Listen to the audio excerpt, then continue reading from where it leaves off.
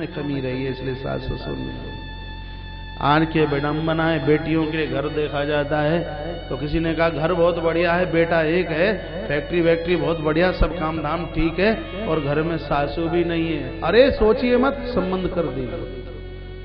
बेचारी का तो सासू का तो नाम ही इतना बदनाम है, यमराज के हाथ से भी चिट्ठी खो गई महाराज।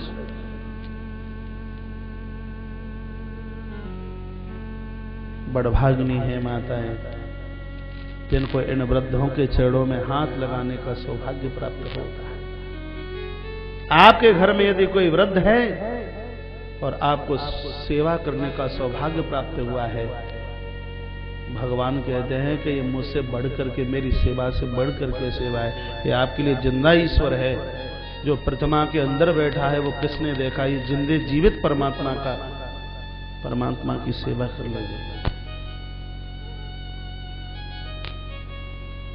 बड़भागी है, ये मौका मिले तो सही किसी। आइए, आज भगवान शिव और शिवा का आशीर्वाद मिला। कहा बेटा इन देवताओं में सबसे पहले पूजन है वो तुम्हारा होगा। इतने में महाराज एक विश्वरूप नाम के प्रजापति आए। विश्वरूप प्रिय सस्या दिव्य रूपे सुते ओभे। ओभे माने दो। विश्वरूप की दो बेटी थी, एक का नाम था सिद्धि और दूसरी का नाम था बुद्धि। याद करने लायक ये दो बेटियों को ले कहा हम कन्यादान के रूप में ये बेटियां आपको देना चाहते हैं। गणेश जी को पूछा बेटे तैयार हो? कमाल कर दिया भगवान गणपति ने। आप मुझे क्यों पूछते हैं? ये अधिकार मेरा नहीं है, ये अधिकार आपका। आज के बच्चों को कान खोल करके सुन लेना चाहिए। आप जो निर्णय कर देंगे वो अपने आप में बिल्कुल सही है।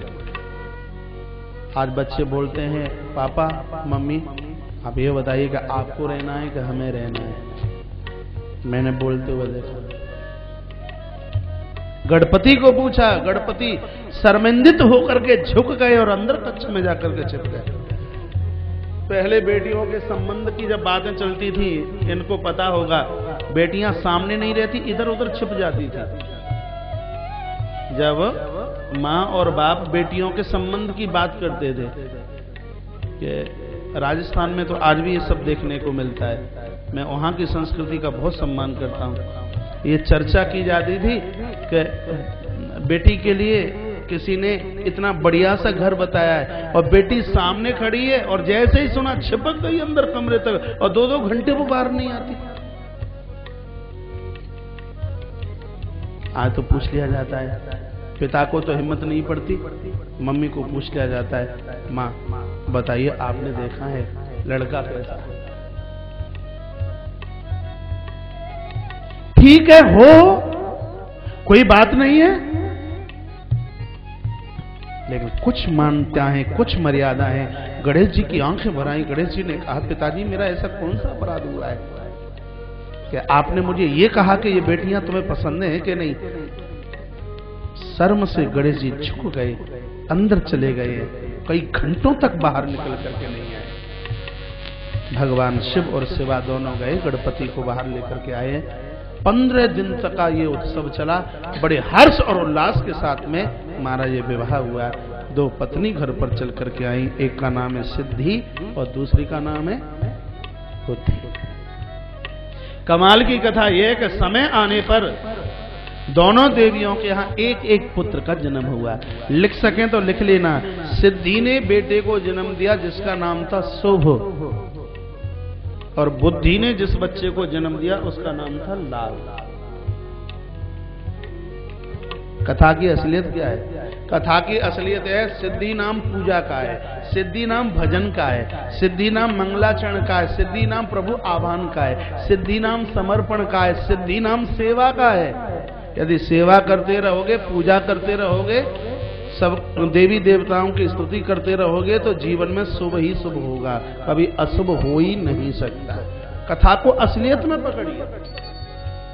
लोग कहते हैं भोलेनाथ के ऊपर एक गड़ुआ पानी चढ़ा करके क्या होगा, बेलपत्र चढ़ा करके क्या होगा, आरती उतार करके क्या होगा, इन देवी देवताओं का पूजन करके क्या होगा। इस सबका नाम सिद्धि तो है। ये सिद्धि करते रहोगे, पूजा पाठ भजन करते रहोगे तो जिंदगी में सदैव शुभ ही शुभ होगा, कभी अशुभ हो ही नहीं सकता।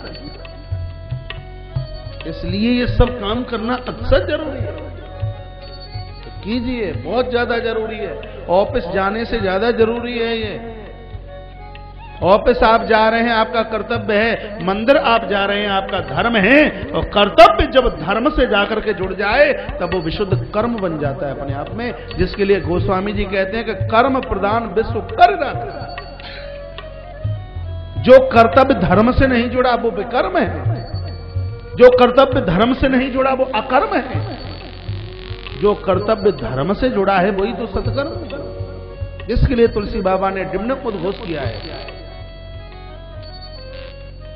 तो पुनः निवेदन करना चाहूंगा, भजन पूजा पाठ सबका मान, सबका सम्मान, सद्व्यवहार, सद्विचारों के साथ जिंदगी का निर्वहन करते रहोगे तो जीवन में शुभ ही शुभ होगा, कभी अशुभ हो ही नहीं सकता। एक कथा की असलियत है।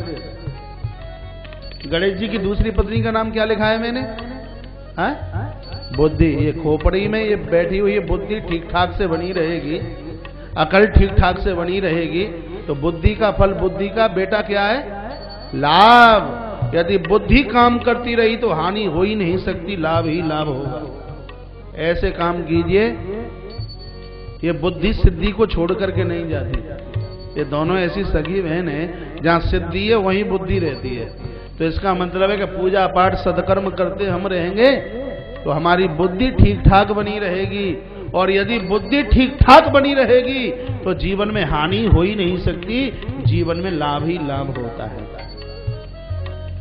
आप बता सकते हैं पैसा मेहनत से आता है कि बुद्धि से? सेठ लोग बैठे हैं परिसर में, जानकारी होगी। पैसा मेहनत से आता है या पैसा बुद्धि से?